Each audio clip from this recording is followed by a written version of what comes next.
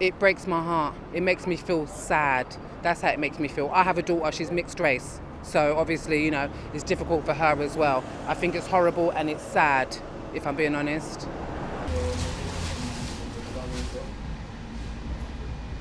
You just don't touch my shop, nothing else.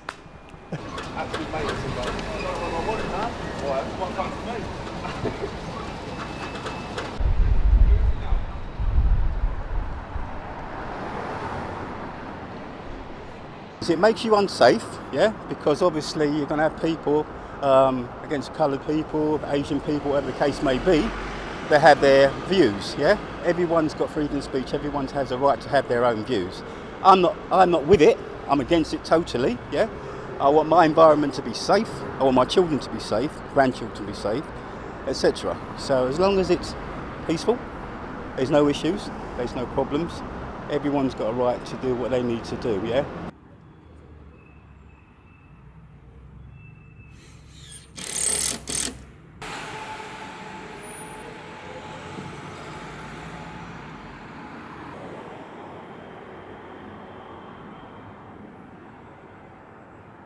There's no justification for violence, whatever people might think politically. And people have different views about immigration and that sort of thing, but there's obviously no justification for threats and intimidation, and the people who perpetrate that kind of thing are clearly stupid.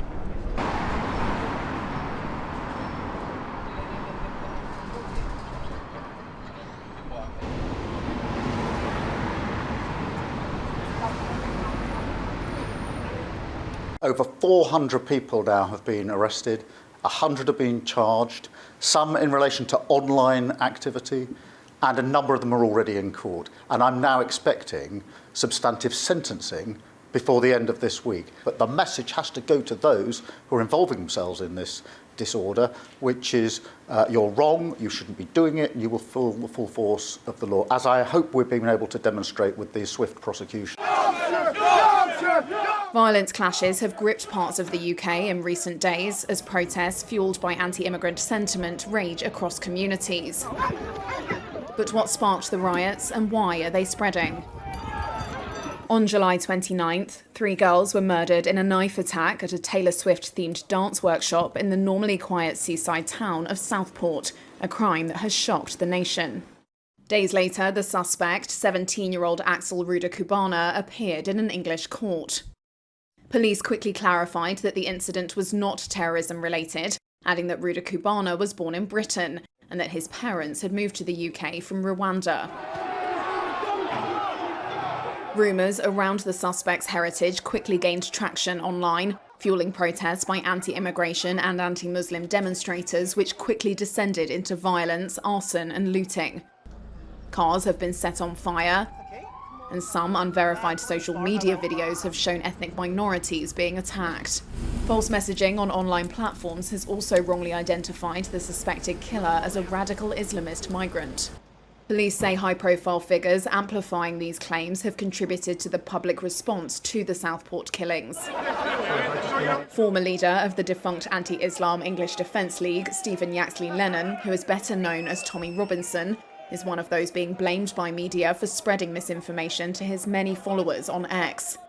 Ex-owner Elon Musk has also weighed in. Responding to a post that blamed mass migration and open borders for the disorder in Britain, he wrote, "Civil war is inevitable." The spokesperson for British Prime Minister Keir Starmer said there was no justification for Musk's comments. We'll ramp up criminal justice. There have already been hundreds of arrests. Starmer, who has held emergency meetings with police and prison chiefs, has said violent protesters who target Muslim communities would swiftly face the full force of the law. Police say they've arrested hundreds of people since the start of the unrest and warned of lengthy prison terms for those found guilty of violent disorder. The protests have spread quickly from Southport to several other areas of the UK, with marches held from London to Liverpool, with mosques and hotels housing migrants targeted. That has become a moment at which to mobilise again. Director of UK-based think tank British Future, Sundar Katwala, says the Southport knife attack has become a moment for people to mobilise against. So that tells us something about the group reputation of those groups among the people with, potentially far-right views and prejudiced views of them. But it is also that groups have been looking for an attempt to create a flashpoint, particularly around asylum accommodation, for the last several months. The British government also says it's examining the role foreign states are playing in amplifying disinformation online, while warning social media firms they had to do more to stop it. A specialist on right-wing extremism told Reuters that far-right groups are less organised than they were a decade ago, but that they are now highly visible, exploiting modern technology to capture attention.